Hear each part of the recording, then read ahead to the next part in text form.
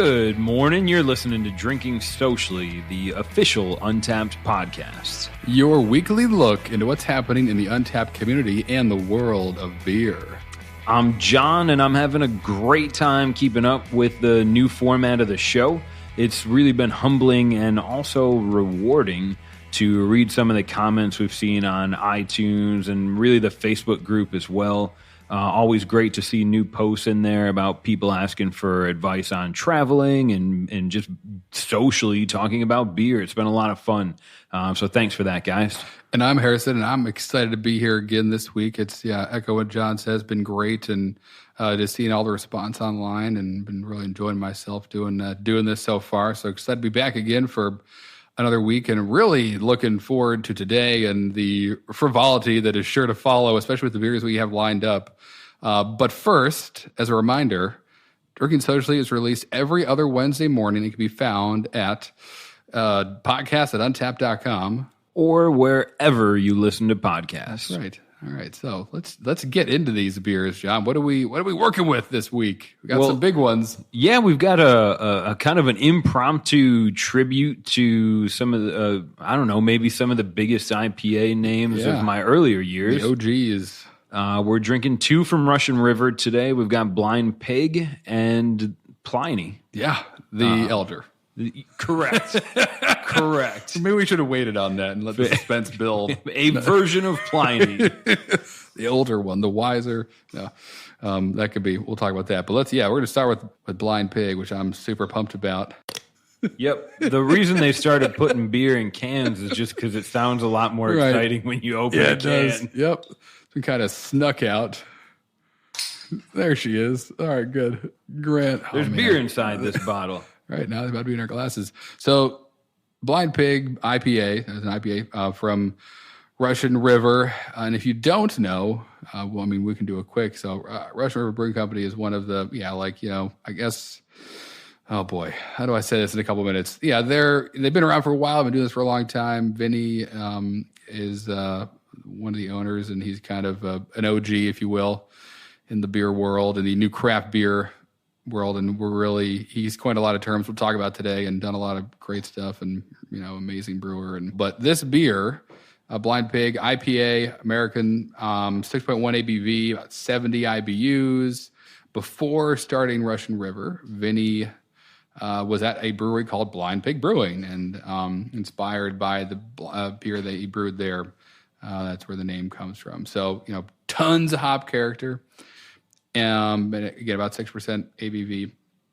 Vinny was cool enough to, back in 2012, submit a clone recipe of this beer to Zymergy magazine, which is like the homebrewing magazine.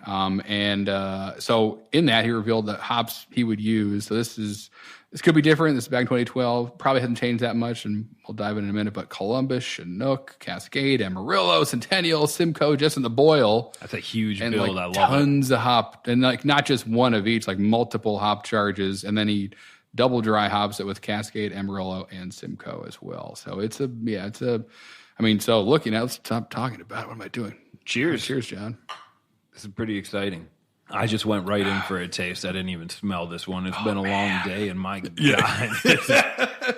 It's all fading away now. That's it.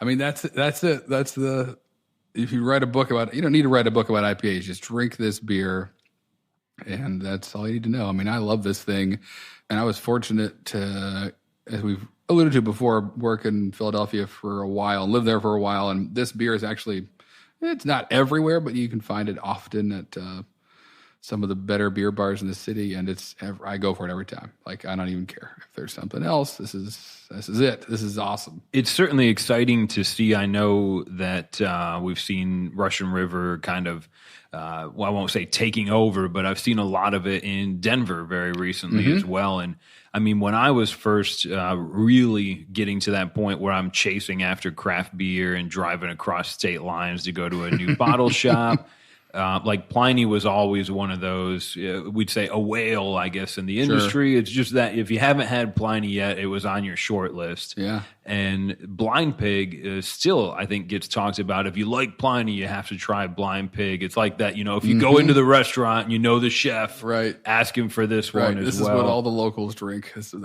every night. The people travel around the world for Pliny, but the locals go for Blind Pig. Yeah, exactly. It's how many different ways can I say awesome? It's just a classic West Coast. It's super fruity, which you get from a lot of those hops, Amarillo especially, but also like the bitterness. Like so, Columbus and Chinook are such high alpha acid hops. Same with Centennial. Like that bitterness is, it's awesome. And again, in the day and age of New England IPAs, you don't see this around every corner, and how many hop jar it is. In the homebrew one, I think it's like 10 in the actual beer during the boil. It's probably even more when he makes it. I think it's like every 5 minutes or so he's doing a new hop charge. But so continuously hopped, which is how pretty much all West Coast IPAs are made. So you get to like enjoy the flavor of the hops, the bitterness of it, also the flavor, the aroma of it. The dry hop helps. There's easily there's a memory in this beer for me where I'm drinking it, and after a year of New England IPAs, Right. I'm drinking this beer and I'm reminded of how Where it all clean began. and refreshing and. This is it's 6%. It's a single IPA or. Right. It's not a double. Thank God we're not there yet. Right. It's coming up. Next. But it's 6%. It's got enough flavor to crave any of your hop desire. Right. And I'm growing to really appreciate, for me, the second time around, seeing West Coast and a classic IPA. I really appreciate the dry bitterness that I get from this. Mm-hmm. Flavor wise, for me, I think Harrison nailed it. You get all the fruity characters that you would expect to find in New England. It's trending all over right now. I think what sets this beer apart for me is that it has a lot of bittering hops added earlier on, I would presume. Yep. And the finish on this is so much different than what I'd expect from something that came from the haze bombs. Right. It is fun when you can say a beer is dry. It finishes dry, but it's also fruity, which you'd think would be like opposite experiences, but they coexist in this beer. Being a super dry finish that's nicely bitter, but it's also a really fruity beer. It's and all that, of course, just coming from the hops. There's no fruit in here, which is amazing. And it's had a fair amount of. So Blind Pig has been checked in 192,999 times. So we may tonight tip it over. We're going to tip it over to 193 even, or 193.01 probably. Anyway, but so that's awesome. 2,000 this month. A bunch of different verified venues. Obviously, a lot of them focusing around California, but then you've seen kind of it popping up in Philadelphia and in Colorado, who are just talking about one popped in Portland, Maine not too long ago. Yeah, I think it is really cool to look at a beer like this that isn't so readily available as something like Sierra Nevada or Founders, but even still on Untappd, this beer was checked in 5 minutes ago as we're recording this. And like Harrison said, 2,000 times this month. I think it's even sometimes when I pull something out of my cellar that's 3 years old or 3 years older than it should be in some cases. Right. It's incredible that I'll see someone on Untappd has just recently checked into that beer as well. Yeah, I know, right? That is again, we keep coming back to the community of this app, but it is really cool. Like I'm looking at someone checking in Blind Pig an hour ago at Monk's Cafe, which is in Philadelphia. I used to go there all the time. A bunch of people checked it in there. So clearly it's on tap right now there. I think they actually did a Russian River event not too long ago for Philly Beer Week, which I now guess is more than a month away, or a month gone. But yeah, all right. So beer has this beer especially has a lot of memories in it for me, and just taking me back to the glory days of being a brewer and drinking awesome beer and getting excited about it and following places around town, trying to find where it might be next. This is one of them that, like I said, every time I saw it, I just always chasing or chaseable. And even if you are, I mean, if you're new to craft beer in the last year or two, there's one of the Untappd users checking to Blind Pig recently named Peter. He's in Maine, checking into this at a bar called the King's Head, and his comment literally just reads a great throwback to when IPAs were bitter. So I think, whether you got introduced in the New England IPA era, or you're from the West Coast IPA era or older, Harrison. Yep. I think you say? I think it's no matter what the trends are, I think it's always a freedom or a privilege that we have now where there's more breweries than there's going to be 9,000 breweries in the next year or two, just in the States. Amazing. So take advantage of that. There's more innovation in the brewing world today than in the last 50 years combined. Sure. And we'll talk about, it's interesting that we chose this beer today, because we're going to have some cool articles we're going to talk about kind of, and we keep talking about them a lot, the New England IPAs, so kind of the state of them right now, and maybe they're pushed the envelope too far, and is there course correction in store for the beer world with all these overly hopped, crazy, juicy beers, and how much can you? When is the breaking point? Or what is gonna when's the dam's gonna break, and people kind of revert back to stuff. So it's really nice to drink this beer, which is very different to pretty much everything that's turning out there. But it obviously still, almost 200,000 check-ins. I mean, that's just one example of the style. Clearly, still loved, and pumped we have it. It's really crazy we do. Pretty excited about it. A subtle shout out to Trace, Untappd's president, for hooking us up with this one. I couldn't believe it. I don't quite have the connections to grab a Blind Pig and a Pliny at will. Thank you for the share, Trace. Yeah. And drinking this beer, especially looking through Untappd, seeing some of the pictures, I saw a couple of pizzas, and there was a mention in the Facebook group about beer and food pairings. I'm not going to cover them in detail because I'm not prepared right now, but a quick backstory on my love of IPAs. Initially, I think like most people, I was petrified. Wheat beers were a good introduction, or wherever you kind of learned your craft beer. Yep. And IPAs were easily becoming every brewery was making one.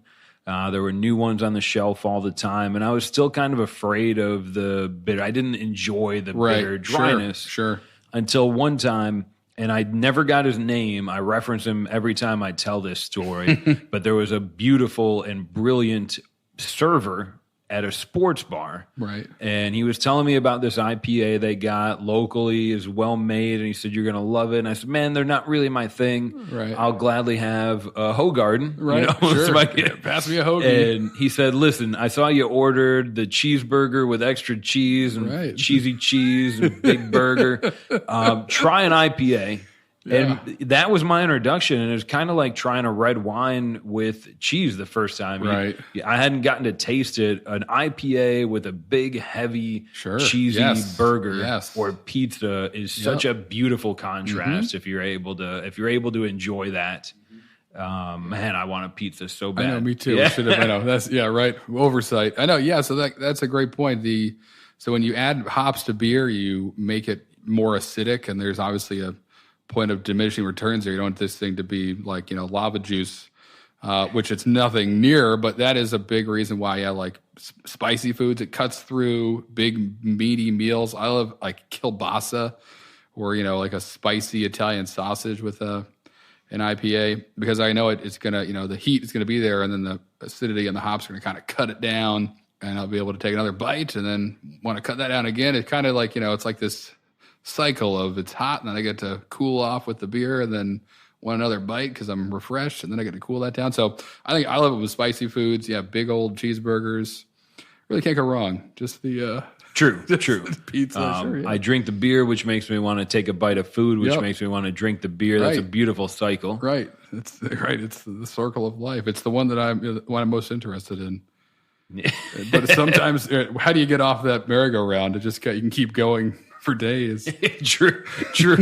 It's a good thing they don't have buffets serving craft beer buffets. Is anybody listening? John, no. What have you done? The Pandora's box is open.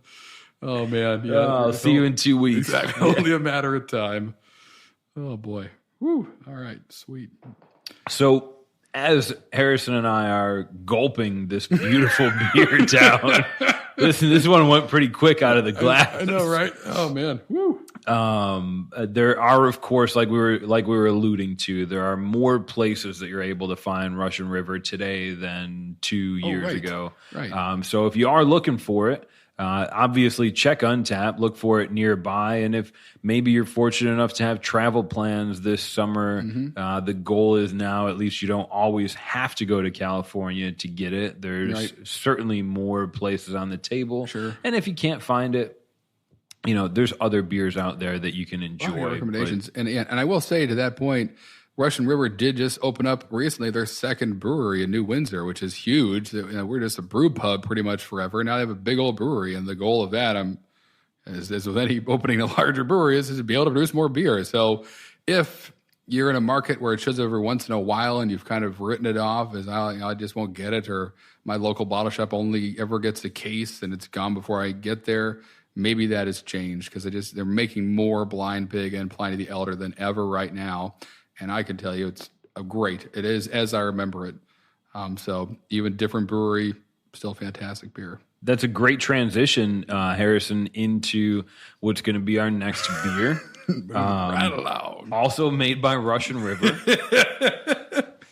Some people refer to it as Pliny. Sure. I will. Because Or this is great. Or Pliny. And I got to talk to... Tell me about this. Right, yeah. Right. I got to talk to Vinny about this so I'm talking about name dropping like I'm some awesome rapper or something. Vinny, they hang out on his couch together, probably exactly. playing video all the games, knitting and stuff. Yeah. Exactly, just doing what adult brewers do. Ooh, there it is. That one was good. It has a little jingle jangle to it. I'll kick that over there. Let me see. It was probably around 2011 Philly Beer Week. There was something called Forum of the Beer Gods they did every year. It was like a ticketed event for industry folks. And I went with a friend of mine who is now the director of Brew and Ops at Cigar City, my buddy Sean. And we went to this event together, and it was Vinny from Russian River. It was Sam from Dogfish Head. It was, I believe, Ken from, Sierra Nevada. It was Carol from Stouts Brewing out in Adamstown, PA, and the head brewer from Deschutes. And it was just those guys and gal up on a stage kind of talking about the state of the beer in the world and all that stuff and how it was all intersecting. And this is, again, back in like 2011, I think. And it was just and it was cool. And you could just, as an audience member, they had tons of amazing beer on tap. It's the first and only time I've ever seen Deschutes Abyss on draft. And I had a lot of it. Right, exactly. I walked in and just went right for that for whatever reason. But yeah, so Vinny was there. And yes, and that was like one of the questions that someone asked. Is it Pliny? Is it Pliny? And he was just like, whatever, call it whatever you want. They call it, I think they call it Pliny at the brewery. But Pliny the Elder is a historical figure that basically has been like, talked about as a hero by his nephew Pliny the Younger, which is where that beer, the other Russian River beer, comes from, as being like a hero during the eruption of Mount Vesuvius. He was like running through the streets rescuing babies. Pliny the Elder was, and immortalized as being a scholar and a poet and a hero and a naturalist and whatever, a well-rounded naval commander, army commander. Okay, the guy wore a lot of hats for sure. Sure. So, but yeah, no one knows how he said his name because there was no podcast back then to capture information. It was people were too busy, battling things and running away from volcanoes. So no one knows. But so he didn't seem to care. Is my point. He kind of laughed it off and was like, "You can go whatever you want. Let's raise a pint of it." So my one of few Pliny stories. True glory consists of doing what deserves to be written and writing what deserves to be read. That's Pliny there, I believe. So we don't know how to pronounce his name, but his words, right. He lived up to his quotes. There we go. So anyway, so this this beer obviously has a huge cult following behind it. Let's pull up the stats here. I'd imagine this one has a bit of check-in activity. Holy cow! Right, 631,000 plus different check-ins. More than 3,000 this month, which is awesome. But so again, you can say a lot about this beer, but simply put, it kind of just changed the beer world, the landscape. It was first brewed in 2000. 19 years ago. 19 years old. This beer can almost drink itself. I can't wait for that celebration. That'll be fun. I'm sure there's something really cool for that a few years away. So put that in your calendar as a good year to go out to Santa Rosa or New Windsor and enjoy it in person. I'm sure there's something cool for it. But this is a big old hoppy. It's 8%, 100 IBUs. I mean, it's clean as all heck. You can see right through it. Which is a rare treat in this day and age. And I did make note in my preparations here for tonight. So Blind Pig was rated at 70 IBUs. Right. Pliny's rated at 100. And to my palate, Pliny comes off as less bitter. Yeah, and we just had Blind Pig too, so we don't have. So my palate is tired, not fatigued, not fatigued, but it's definitely it's experiencing that. But that's part of the what we're tasting right now. But it's definitely like let me see, how can I describe this well? So it is not an overly bitter beer. 100 IBUs is a lot, and we can talk on another episode about how you measure IBUs and is it a good measurement and all that stuff. What is it actually telling international bitter news? What does that mean? And how accurate is it? But the point is, it's got a lot of hops in it. Vinny also has been pretty nice about kind of divulging what he puts in this beer. So mostly Amarillo, Centennial, CTZ, which is Columbus, Tomahawk, Zeus, and Simcoe. And there's lots of like legend and rumor about this beer. And that same form of the beer gods, a lot of people asked him a lot of questions. Like there was a rumor going around that it was dry hopped 12 different times like after fermentation, which seems a little excessive. And I think he like kind of just smiled and laughed that off as well. Someone asked him, so he's a man of many secrets, but also I think he really enjoys, he's a very nice guy. And I think he enjoys like, seeing the life that his beers have taken on and the kind of following behind that a lot of them have, and rightfully so, because it's just it's a really well-made beer. If you're talking about like objective highlights about it, looks great, smells great, tastes great. It's just very clean. It's very well made. You can see right through it. So it's not, there's nothing, you can't hide, and there's nothing to hide behind here. All the flavors are there. It's very complex. I'm sure as you keep drinking it, it'll kind of change a little bit. All the flavors are popping up, but again, getting a lot of fruit. That's still that same dry bitterness just grabs you. I'm right now ready. I'm like thirsty for the next sip. I can't put it down. It's getting me parched. One of the drawbacks with both of these beers so far is that they definitely, there's not enough of them. Right. I'll never claim to have a palate as well read as Harrison's. I drink this beer, and to me, I can tell you that it's fruity in the beginning. That's the first thing that I wouldn't pinpoint a fruit, but it hits your palate initially, and it's just a really West Coast welcome addition. And as it trails across the back of my tongue, that's when I find a lot of pine and bitterness, and it makes me want to consume it in mass. It might be the 8%, it might be the Blind Pig talking, but a little bit of both. Column A, column B. But if there's anything that I think it's well regarded, the Pliny is one of the most objectively well made beers. And what I would impart that I take away from this is that it's incredibly well balanced. Right. Just like a good meal. You can't have too much cheese on your mashed potatoes without having some pickled onions. This beer is very well put together with not too much of anything. Yeah. No, and it's, again, same deal as Blind Pig, and the multiple hop charges all throughout the boil. It's dry hop multiple times. How many times, we don't know. I have a guess that, well, now probably he's using like hop torpedoes and stuff where he's not opening up the top of the tank and dumping a bunch of hops, and he's probably sending it through a pressurized hop cylinder that's just got a lot of hops in it. So it just gets more of the beer gets in contact with more of the hops.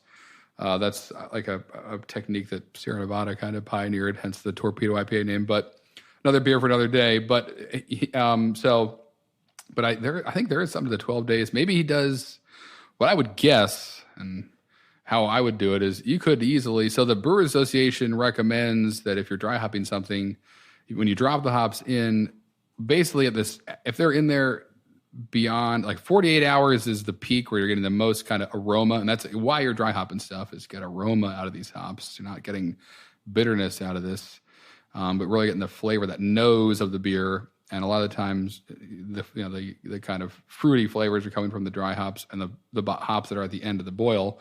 But probably dropping them in. So 72 hours is when you should pull them out, because then it gets really grassy and gross, and it can be really vegetative. So you don't want to have a single dry hop in there for more than a few days. But he could be doing dry hopping for 3 days in a row and then dropping them all out, and then dry hopping for 3 days in a row, something like that, and doing that 4 sets of 3.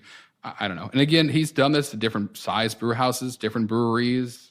The new brewery is probably doing it a little bit differently because it's a bigger system and it's a newer system, and I'm sure he made some upgrades. But if this is coming from the newer one, which I believe it is, I think it's about a month old in the bottle or exactly. so at this point. Yeah, it's whatever he's doing, still great. It still tastes the way that I remember it tasting. And that is impressive alone, in that the hops themselves, the names are the same, but those are organic flowers. Like every year, based on rainfall and all kinds of factors, Centennial's going to kind of change from year to year, not just the amount of alpha acids on it, but just the way it tastes. There's going to be a variation.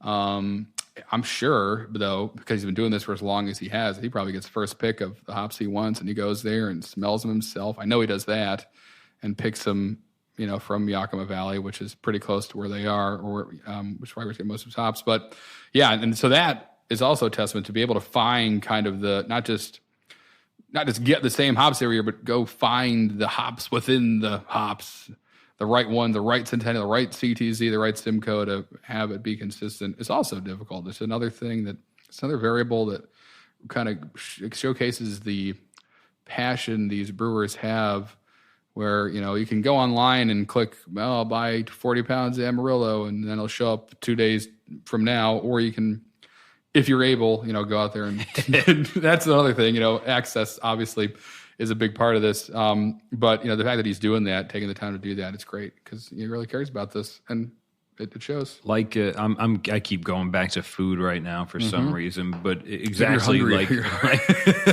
like I would hope my great dinner experience chef began his day picking the best cilantro.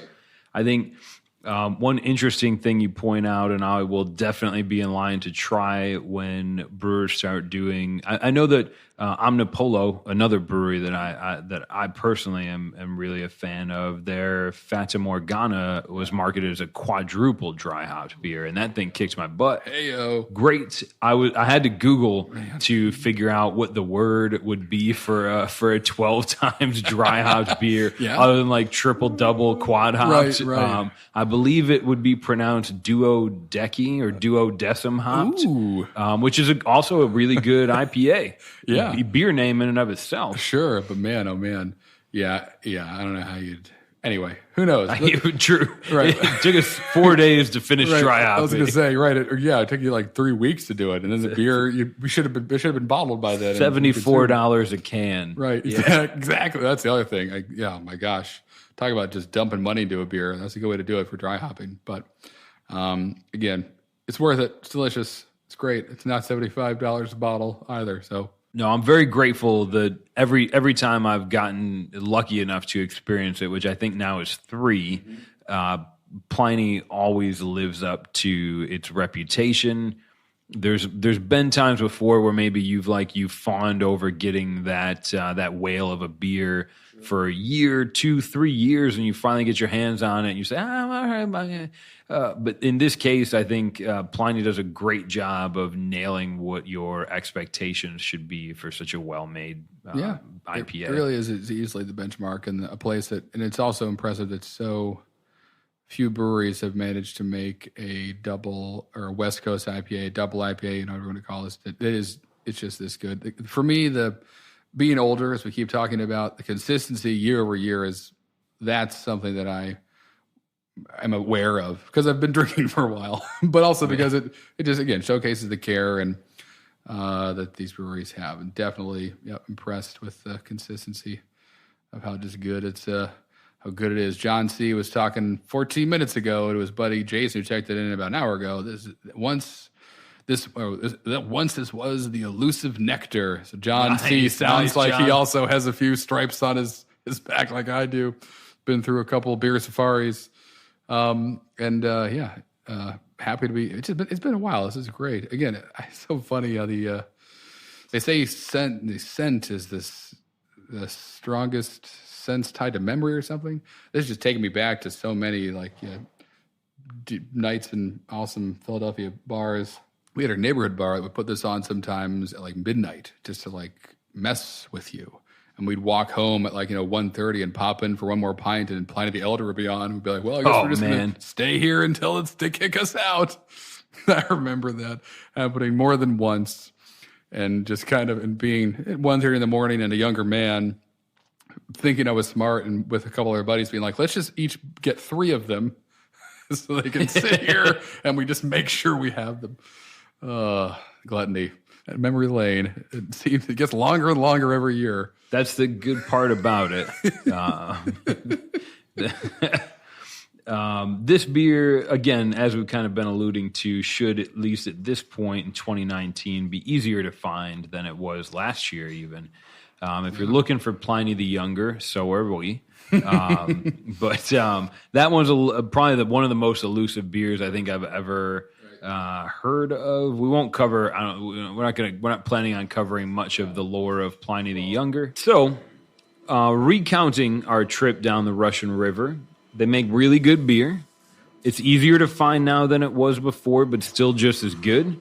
And if you disagree or do agree, again, if you've ever had it before or you have important things to share, you can always hit us up on Twitter, Instagram, Facebook. Or add me and Harrison as your Untappd friends. Please do, yeah. We'll gladly toast your check-ins and get jealous of all the beer that you're drinking. I know, without right? us. I know, right? That is the fortune. Here we are waving 2 whales in front of everybody's face, but now every state and small town in the world has beers people want that can't get them. So we're all just spoiled. It's pretty exciting.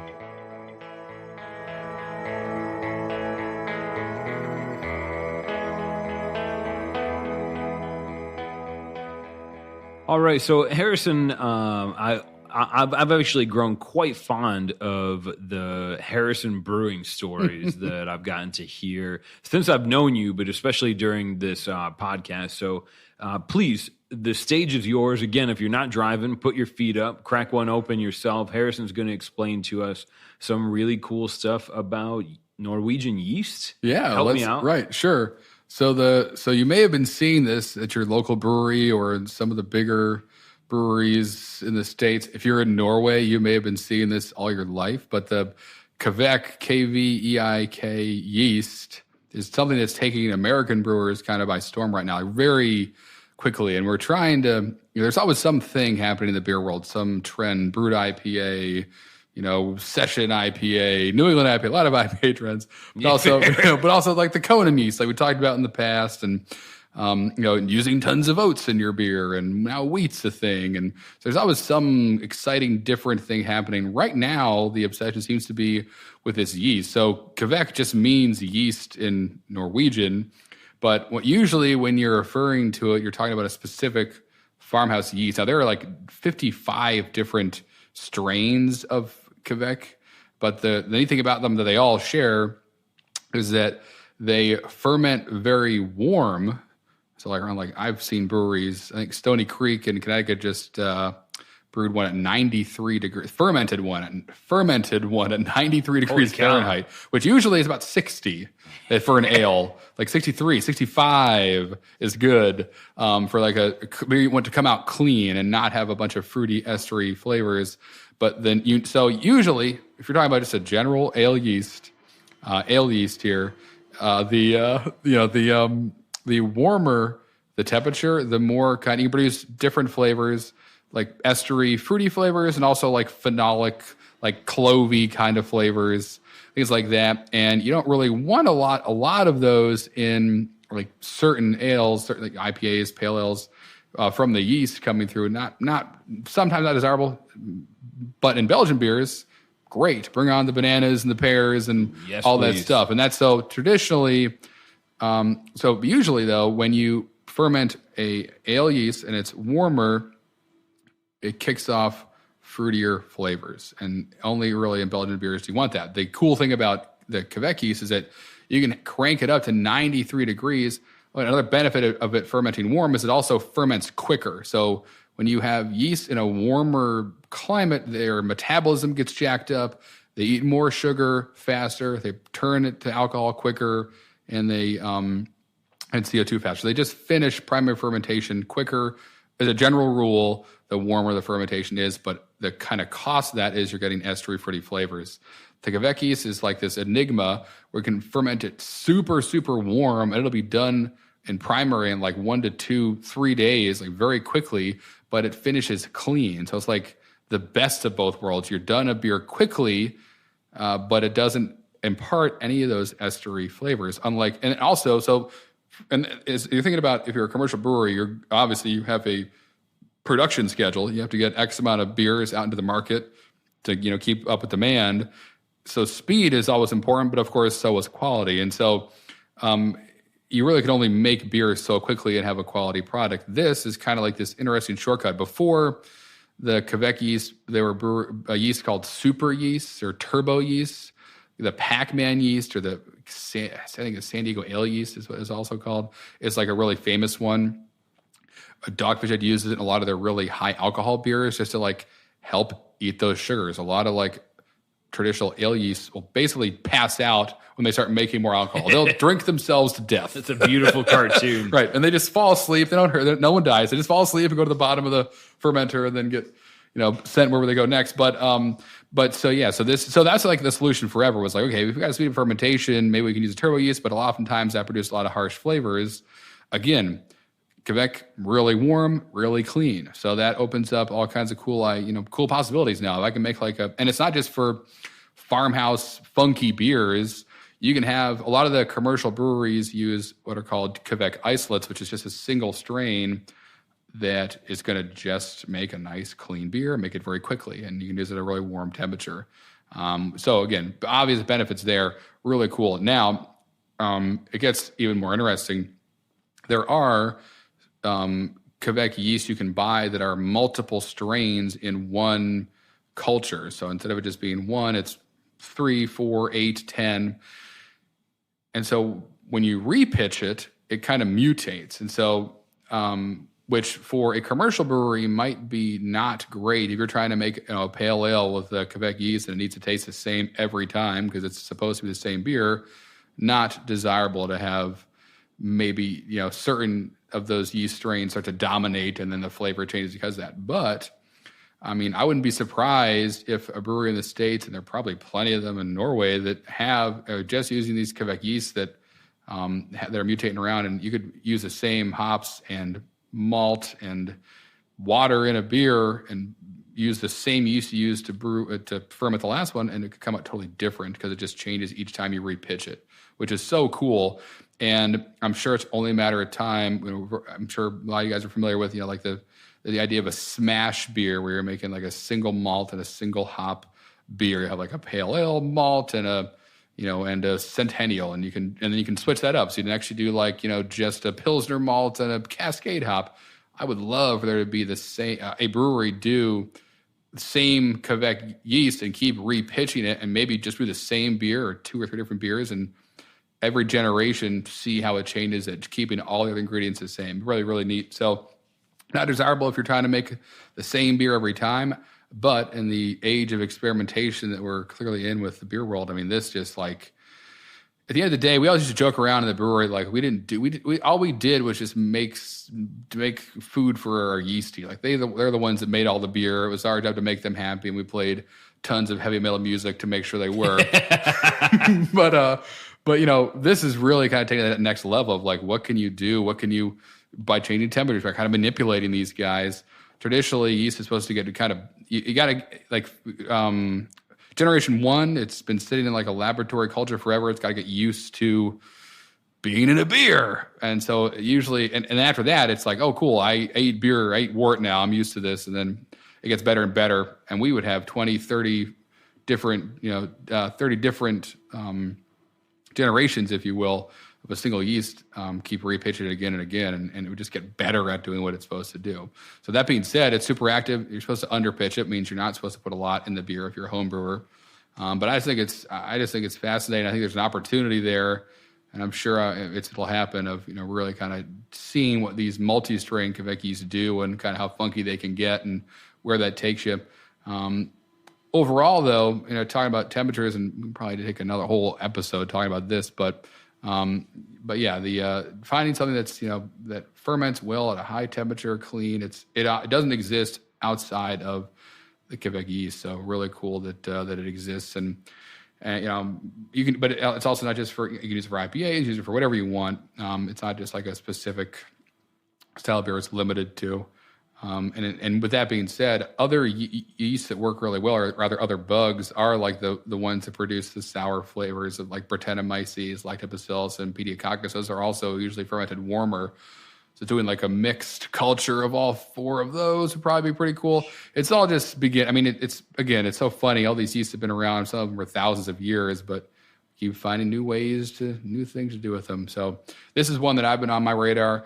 Quebec yeast, it's not a style, it's a yeast, so just keep an eye out, though, for that. Breweries have been good at saying, like, Quebec IPA, Quebec Kolsch, kind of naming it, putting the yeast in the name as we're all kind of getting used to it here. But yeah, it's pretty exciting times. Again, maybe this will, who knows? But there's a cool article we found online. It was on October.com talking about a couple of breweries using it for their IPAs and what it did. And so check that out, but also just kind of look it up on Untappd. Try to find ones near you, see who's drinking them itself, or nearby, because it's coming. It's happening. If you haven't seen it, you're going to see it now.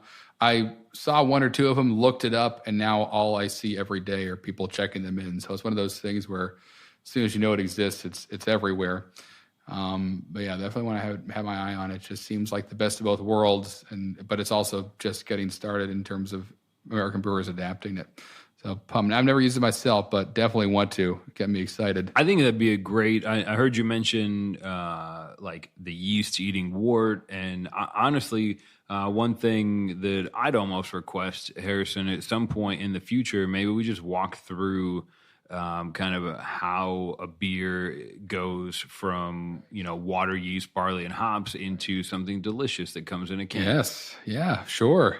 That's absolutely. If there's interest there, I'd love to talk about that. And how really we're just making something awesome, and yeast does everything. We're making something awesome for the yeast. The yeast does everything. Really good yeast farmers. Really good. Well, just lots of heavy metal. That's just lots of Judas Priest. Just loud Judas Priest. That was our trick. That was it. Now you know. Is that why the Norwegians are so good at making beer? See, here you go. That's what music exactly right. Emulates what yeast needs. They have hundreds of heavy metal bands just lost in the woods in Norway, wandering around breweries, just rocking out, and the benefits are plenty. But could be worth investigating. Definitely would like to go further there.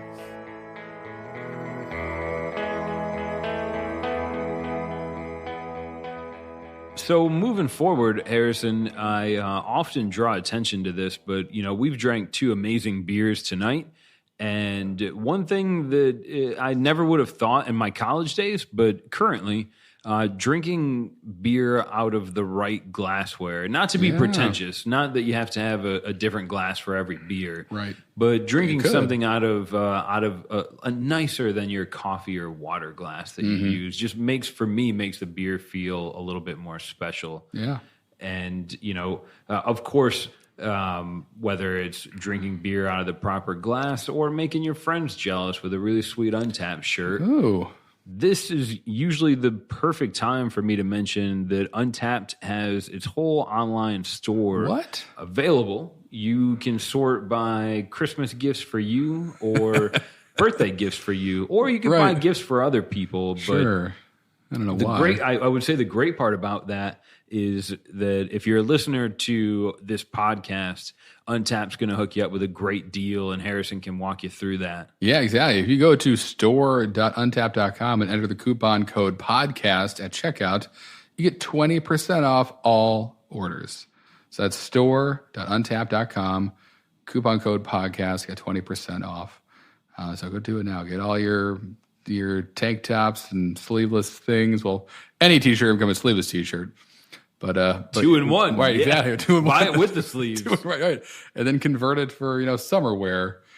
It's tough to convert it back to more formal wear later, but, buy 2 t-shirts. That's going to be at store.untappd.com. And once you find all the cool stuff you want to get, use the coupon code podcast at the checkout screen, and you'll get 20% off. Boom. I love it.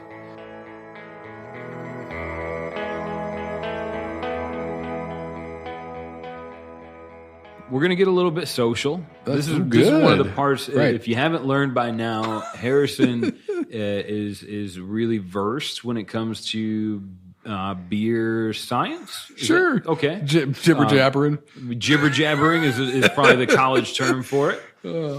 I just want to focus on, I've been trying to keep up with and obviously grow our Facebook group, which I think carries some of our more active and a great fan base. So, oh yeah, Harrison and I both, we've seen a lot of people joining the group recently. We're starting to. It's always free to join. There's no real qualification. But of course, when you join lately, we want to ask you to share with us your first beer story. Oh yes. If you do other forms of social media, throw the hashtag out there, my first beer.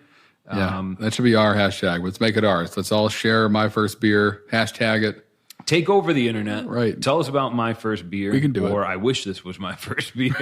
I was really happy to see coming into the group recently over the last month. We've got stories from Jenny Cream Ale. That's a nostalgic bit for me. A few people that don't remember. That's probably a byproduct. Yeah. But I mean, ultimately, that's a story that I think could be really fun to share. I haven't seen anybody join the group that has a first beer story centered in craft. It's always been kind of a reluctant, disappointing experience. Right. Well, or nostalgic is a fancy way to frame that. Someone said stealing a sip of my dad's Schlitz or something. Yeah. I was like, that sounds great. That should be your first beer Or we watched story. Bart Starr win the Super Bowl together. That sounds like a great memory. You need a beer for those sporting moments. Right. A couple of highlights from some of our new joiners in the group. I've seen a few people asking about travel advice. We're heading up to. There's recently a member in the group asking about. He's going to Portland, Maine. Yes, Portland, Maine. A lot of good Portland beer cities. This one's in the Northeast. But Portland, Maine, he's heading up there in about a month or so, and there's already been a couple of members of the group that are more than willing to hand out not just places to go, but you've seen some really good tips come in. Make sure you go to Bissell Brothers and check their can release and that sort of thing. So that's really cool to see. Yeah. Actually, I think Harrison and I both realized that summer is the best time to travel for beer. It almost seems that you always have a mandatory travel date sometime in the glorious summer months. So I wanted to ask you, Harrison, do you have any personal? Have you drank in Portland, Maine? Do you have a favorite spot out there? Yeah, I actually have family up there, or did when I was younger. They moved since, but every time we would go up, we'd. So the obvious one is Allagash, and Rob Todd, one of the founders of Allagash, recently won another, I believe, James Beard Award, which is award given out to kind of through like the food and beverage industry for various different roles, whether best restaurant, best chef, they're regional ones, and he won best brewer or best brewery, I believe, and he's been nominated multiple times. I think won a couple of times too. So obviously Allagash should be a pretty well-known name. Their Allagash White is like the American-made Belgian wit. and as it should be. It's an amazing, deliciously, and again, consistent beer. But go have that at the source. And then a specific reason to visit them in Maine at the source is they have a lot of beer that does not leave the state of Maine and really doesn't even leave the brewery. A lot of like brewery only available bottles and with like all local ingredients. So if you're again and they have a cool ship there, which is like a old school way of basically open air cooling down. You're using this big old copper, usually pool that you would pour the beer into to cool it down just by having a larger surface area for the hot wort to contact the air and using just the ambient air temperature to cool down the beer, which is how they used to do it in Belgium back in the day, and many breweries there still do. But Allagash is one of the few breweries in the States that has a cool ship. And then you can go look at it, see it. If you're a big beer fan, check that out because that's some serious stuff that again comes from being passionate about beers, invest in something like that. So, and then they have a cool ship series of beers they made and cooled through the cool ship, and a lot of those don't leave the brewery. So for me, that's always on the list. It's one of those breweries that always has something new, has an amazing barrel age program. So you're always going to find something new there. Bissell Brothers, like you mentioned, obviously Lone Pine Brewing doing some cool stuff there. Portland is like one of those cool towns, a lot of goofy shops and interesting restaurants and stuff. I mean, also tons of seafood. So lobster rolls. That was exactly one of the first things that came to my mind. I was going to say the High Roller Lobster Co. Go there and grab. Those guys have a good beer menu as well. Exactly. Go there, grab some beer, grab some lobster rolls. Gritty McDuff's I enjoy. I'm trying to remember some of the other ones. It's been a hot minute, but and then of course Oxbow has a place there too for blending and bottling. And there again, amazing. A lot of open fermentation or wild fermented stuff. But yeah, that's a few. Keep an eye out though on the Facebook group because we'll keep adding to it. Just more, I'm sure. As soon as this podcast ends, I'm sure I'll remember 10 other places as his life. Sure. And I'll make sure to add them there. You can always use, you pull up Untappd when you get to a new place or before you get to a new place and check out.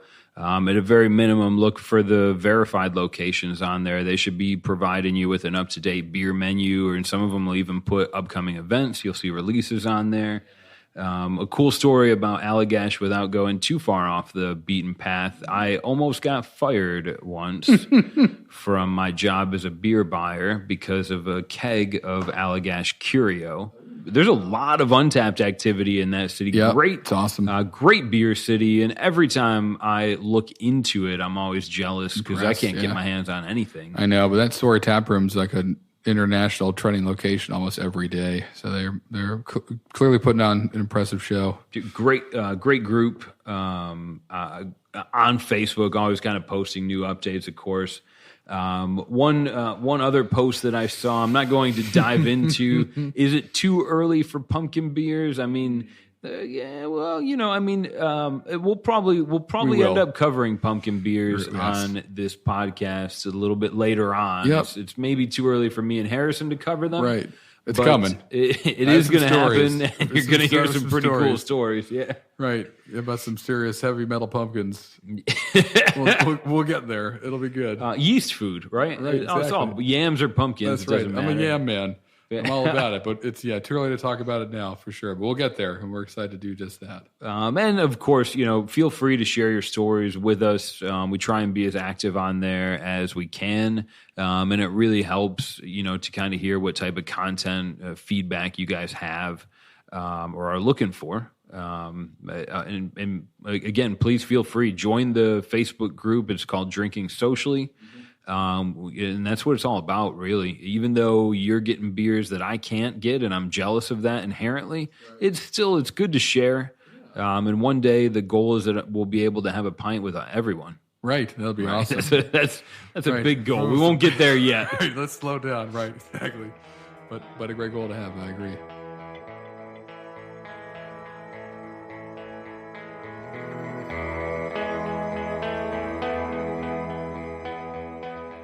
So rounding out, getting towards the finish line for you guys here, we're going to catch up on just some, we know that Tim and Kyle were really good and prepared, and they would always cover some, trending beer articles, beer news, things that were going on in the industry. Sure. And that's something Harrison and I are really passionate about as well. The goal for us is to kind of, paraphrase this into information, which is in using the word paraphrase, it's almost always going to be incorrect. So you're going to be getting the thoughts and ideas straight from our head. But I know Harrison was actually talking to me about this next coming segment, and I'm really excited to hear what he thinks about it. Sure, yeah. So the first article we'll take a look at is the one that was that Paste magazine did, and Paste has been awesome. They're if you've probably seen them on your social media feeds, they do a lot of reviews of like blind taste tests of like IPAs, double IPAs, imperial stouts, bourbon, barrel aged beers. They put a lot of them out every year, and with the goal of kind of just having a impartial or somewhat kind of impartial look at just blind taste testing a bunch of beers and rating them and kind of seeing who comes up at the top. So that's always fun to read those because they have a lot of amazing beer and a pretty good approach to it where the blind taste test is great. It really just lets the beer talk for itself.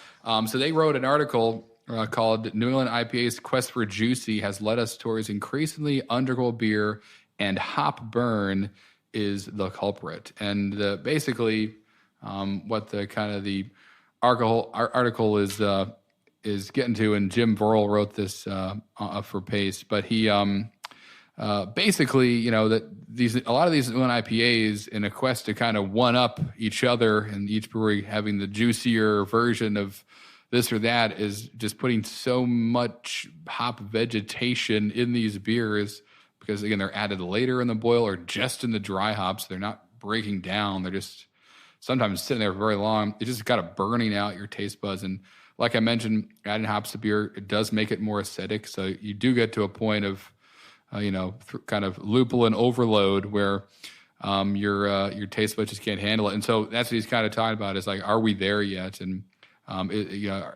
what is the danger of these beers and these kind of one-upmanship, and when does it end? And like I said in the beginning, we were talking about Blind Pig. I think it is, all these, so many systems in the world to kind of course correct, whether it's the stock market or predator prey cycles out in the wild. There's an ebb and flow to the universe that if you just let it be, will kind of ebb and flow. So I think that's the case here as well. What I mean by that is, indeed, I have had some New England IPAs where it just tastes like you're chewing on, a bag of sand. There's just so much particulate matter in there, and it's just like it's close to a meal, right? It's like you pick the glass up, and it feels like I could pour this in the ground and it would harden to cement in 45 minutes. So it's I've had big beers that are just dense and full of all kinds of material and look like like fresh squeezed orange juice. I've had some that have been great and some that have been really, really intense and not as enjoyable as it could be if maybe they had, less. I know for a while it was like how many pounds of hop per barrel is in this beer. And that was like the measurements people would use of like 100 pounds of peaches and 100 pounds of hops per barrel, that's insane. I remember telling that to people. Much. That's not 50 pounds hop or like exactly right. What do you just raking it into bags and throwing it in there? Like how do you clean that tank? You don't. You just throw it away. You make one beer in it and then you throw away a $50,000 tank. So it's a curious question. For me, New England IPAs are not a fad. That style is always going to exist. But like most things, learning, you kind of have to, someone can tell you the stove is hot, but really until you put your hand on it, you don't know what that means. And learning by experience. And if these lines get shorter at these really, well-known breweries that are doing crazy beers and people are actually burning out on them, then they'll adjust their businesses. And maybe I think it's been interesting though to see this specific style IPA, which obviously has hop heads and so much a following behind it itself. The kind of attempts at this course correction. There have been a few like session IPAs, which are still around, but we still have double IPAs and really big juicy IPAs. Brut IPA, which is like kind of like the champagne-y, sparkly antithesis of the IPA. Those kind of for the most part, kind of came and went. I haven't seen many of them recently. A New England IPA keeps on chugging forward. So eventually it'll correct itself. But he does bring up a good point that, yes, like there are times where maybe you didn't need to do that 5th dry hop. Maybe it just didn't. You'd hit the point of diminishing returns and you could just walk away. And I think that's something every brewer will figure out. And each market may be different. And there may be 5 years from now only, a handful of breweries still doing that. And maybe the people that love those beers will go find them. But it is interesting. I think it's great that they shine some light on it. And also kind of, he makes the point there that the style itself is a great style when done right. It's this lovely, juicy beer that we all enjoy. But what are your parameters there? Because really there haven't been any for a while. And the kind of hopping more and one more dry hop. And as these hops get crazier and crazier too, and then have more, just are more flavorful and more potent and more intense. How do you adjust to that? So it's a cool article. Go check it out on Paste. But I totally hear what he's saying, and I'm curious to see, really what the market does, and if the demand stays consistent, if things level off, if the quadruple IPAs disappear and the quadruple dry hop and just double dry hops is our kind of happy zone. Only time will tell. But right now, I'm still having way more good New England IPAs than I am ones that kind of taste like a bag of freshly cut wet grass. So I don't think the alarm is to be rung yet, but it is something that it should be talked about. It's curious. It definitely got me thinking, and it's something I thought I've had before on occasion, but again, I'm only drinking beer most of the time. Those IPAs are local, so I'm not experiencing what's happening in California all the time, or Portland, or Oregon, or Michigan. But it seems from his experience that it's kind of all over the place. That everyone's trying to just make that juiciest, hoppiest, New Englandest beer ever.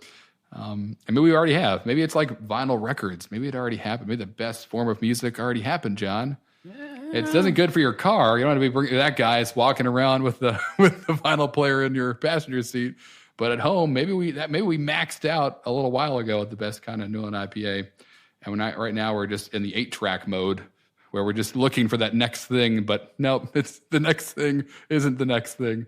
I really prefer telling or asking Google to play me a song. I have vinyls at home, but it's for entertaining. I think you'll get to a point, I think, where you can push the boundary too far, and at this rate, the customers almost control what a brewery is making as much as the brewer. It seems. That's exactly right. That's what I mean.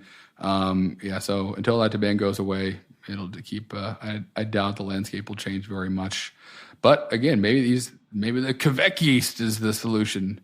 It does more fun things to those hops, or you don't need as much to get as much juice out of it.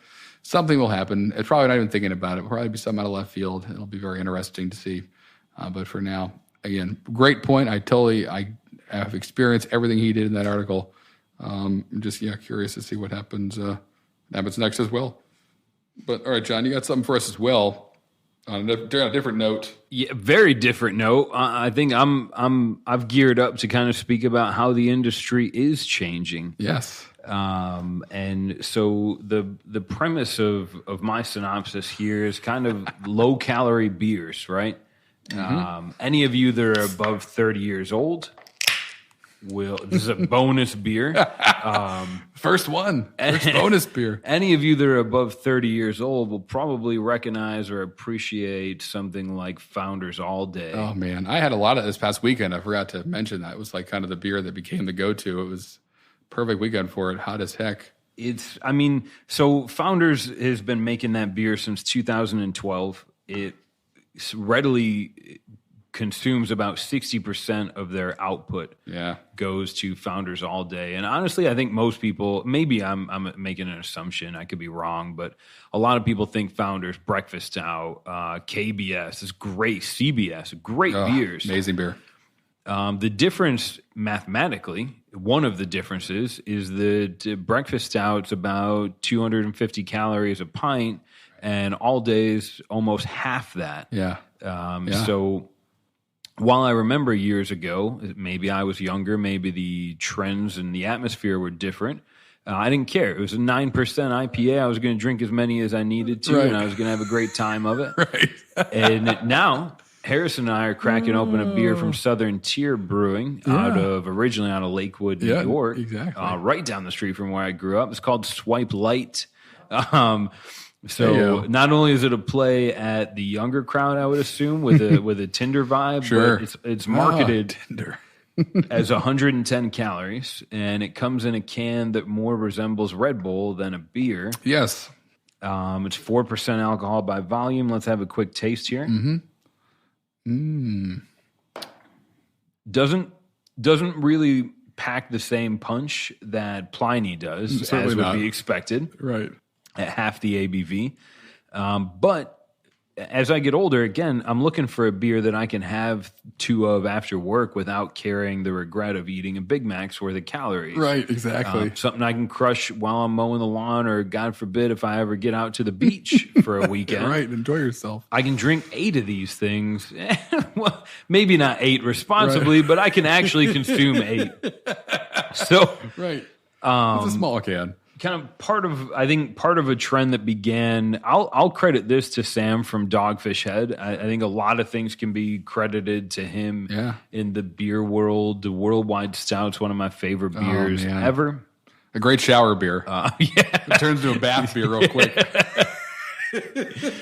So it was about 3 years ago, I think it was in 2016, that Dogfish Head had released their Sequench beer.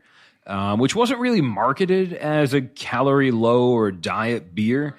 But Sam made a post on the blog talking about how he had goals to lose weight or gain less weight than he was. And, right.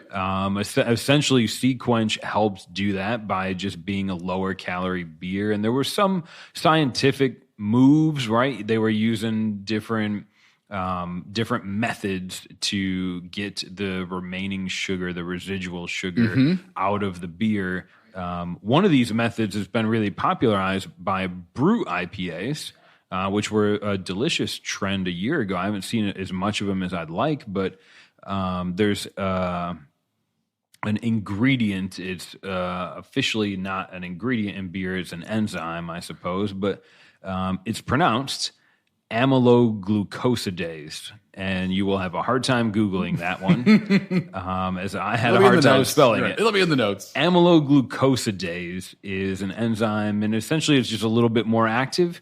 It ferments nearly all the sugar, leaving a really dry finish. And again, this was brought about and popularized recently in Brut IPAs.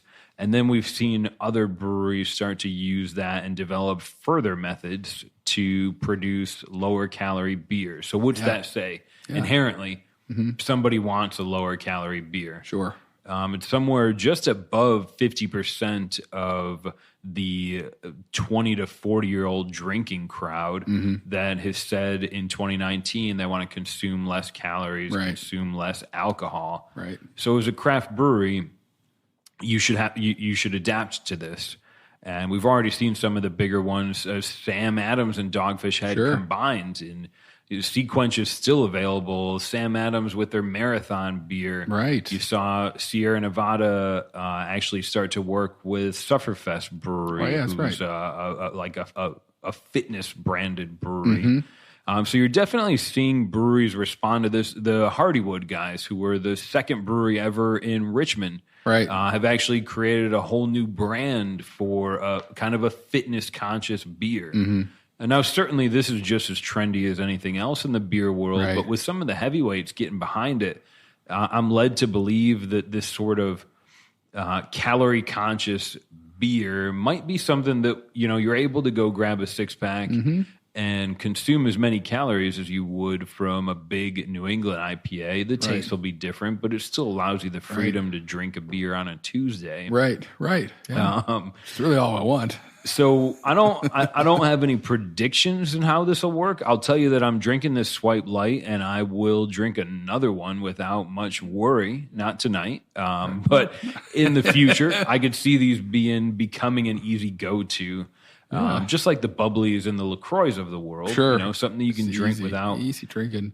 And that the sequential really, as far as I could tell, and I remember listening to Sam talk about it, I think a year ago, really like quickly became one of their best sellers, if not their best seller, like out of nowhere. Like it was new and then it was like everywhere. And really, and it was being talked about in like Men's Fitness magazine and all these articles grabbing, just kind of gravitating towards it because, like you said, it's a kind of lower calorie alternative that's got tons of flavor. That beer is delicious.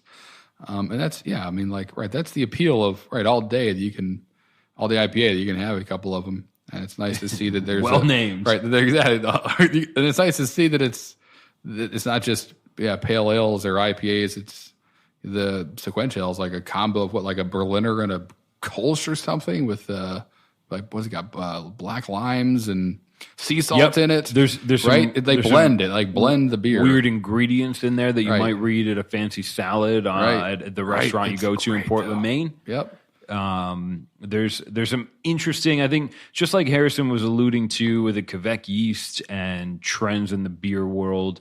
I think we're so fortunate now that we're at a time where you can have breweries not just say, I want to make a calorie conscious beer, but I want to make one that still tastes good. Right. The final bit of internet research that I'm really excited to share because nothing is new anymore. Right. So this amyloglucosidase is the last time I'm ever going to say that. This enzyme was widely celebrated for brewed IPAs. They were about a quarter less calories than a typical New England, but still brought a lot of that fruity punch. And this was exciting a year ago, and obviously we've elaborated on it now. Right. This is a son of a gun. I'm saying it again. I knew you would. Amyloglucosidase was one of the original ingredients in diet beer. Sometime in the late 60s, developed by a brewer at Rheingold. So nobody knows what diet beer is, but eventually that recipe got transferred over to Miller, who turned it into Miller Lite with a much better marketing campaign. Right. And you can still find Miller Lite on just about every shelf in the country. Everywhere. It's incredibly popular, and it owes some of that to the enzyme that we've already mentioned too many times. We won't say it again. But I think it's really clever to see that already some of history is repeating itself just in the short cycle of about 50 or 60 years. Right. That's what I'm saying. It's all about cycles, John. Put her to praise cycle. Good. Yeah, great. Perfect. All right. Yeah, awesome. We know it's coming because we've already seen it. All right, like Bigfoot. All right. Well, no, but okay. All right, perfect. So that's a story for another time. So as always, the show notes will be available on the podcast at Untappd.com. If you have any questions or feedback, please share it with us. You connect with us on Twitter, Facebook, Instagram. We are at Drinking Social on Instagram. We're at Untappd Podcast, Twitter. Or on Facebook, you just go to facebook.com/Drinking Socially. Other than that, we'll see you guys in 2 weeks, and cheers.